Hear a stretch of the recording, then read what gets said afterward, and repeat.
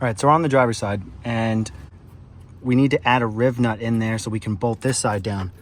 Quick mention, this is the riv nut tool I picked up from Amazon. The JDM version has an existing post that you can mount the seat base to, but the USDM version needs that pop clip removed and you can use a bolt to mount it here.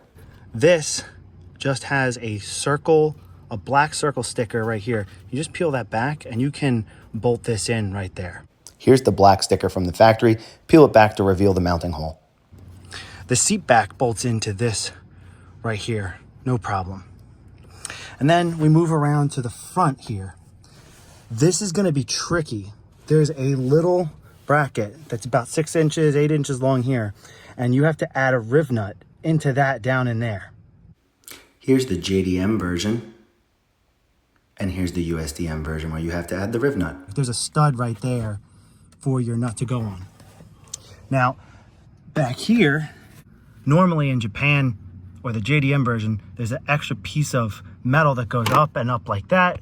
Again, it comes down, up and over. It's kind of stamped steel. I don't know if it's welded or it's pressed into here, but it's an extra piece of metal in here that you need to make up for. JDM version with the bracket, USDM version, no bracket. So if we come down and we zoom in, I used furniture hardware. There's these little cups, almost like stilts for the seat bases. Here's a shot of the hardware in the center, straight on. And here's a shot of the hardware on the passenger side and the driver's side. Now we're on to the center. Down in here, we zoom in, I used a couple of spacer washers, and that is a stainless steel cup with a rubberized bottom and a stud that threads into the top of it. Notice how there is no stamped metal that goes back and up and over and then up the seat back for this to thread into like there is in Japan. So what I did was I used this. There's another one down there. The cup swivels. It swivels so that it will work with the angle that is down in there. Here's a shot of the hardware that I used in the center of the seat bases. And then this bolts in here like so. And then again, you have a very similar bracket here where you have to add a riv nut down there so that this can bolt in. And then here, kind of 6 to 8 inch skinny bracket that goes in right here. This is the JDM front passenger side, USDM front passenger side. Those are the two front brackets.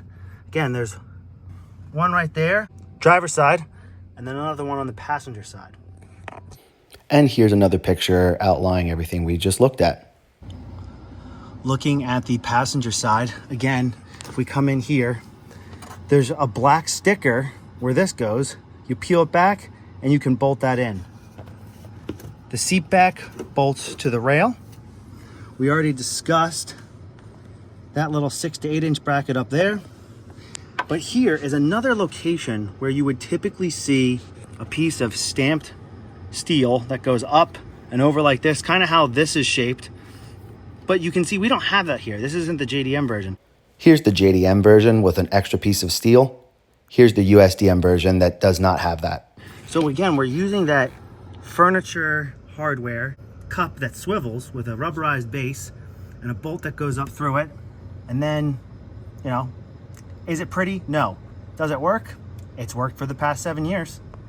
So these two in the center and the back, peel back the sticker here, peel back the sticker over there, 6 to 8 inch bracket, riv nut up the front, 6 to 8 inch bracket here on the passenger side. This side to support the weight.